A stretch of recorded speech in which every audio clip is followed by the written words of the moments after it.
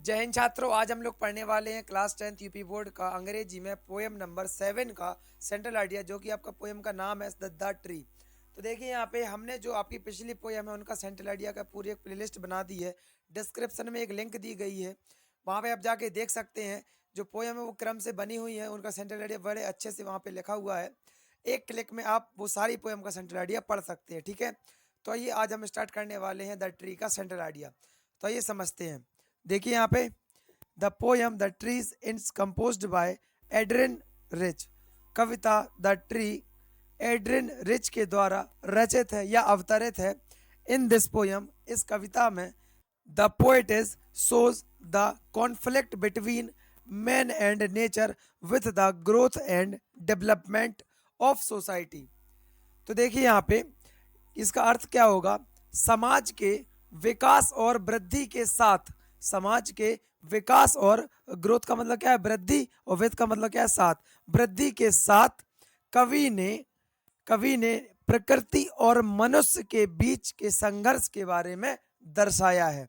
अब देखिए यहाँ पे the poetess says that human being have used nature for their own benefits. इसका मतलब क्या हुआ, कवित्री कहना चाहती है या कहती है दैट की ह्यूमन बीइंग मतलब मनुष्य have used nature for their own benefits, मनुष्य ने अपने स्वयं के फायदे के लिए प्रकृति का उपयोग किया है। लाइक जैसे plants used in interior decoration at home.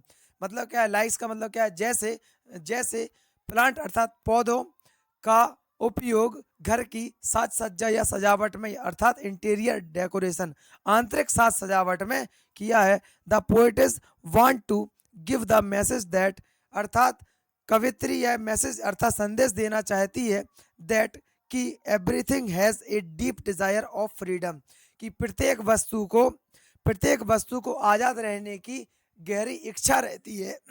देखिए, deep desire of freedom and we must follow the laws of nature, और हमें प्रकृति के नियमों का पालन करना चाहिए। अब आप इसका स्क्रीनशॉट ले लीजिएगा। देखिए ये जो पोयम है इसका सेंट्रल आइडिया यहाँ पे हमने बता दिया है बहुत ही आसान भाषा में। ठीक है, आप इसको नोट करिए, रिवाइज करिए। ठीक है, और अपनी पढ़ाई करते रहिएगा। ठीक है, जय हिंद, जय भारत।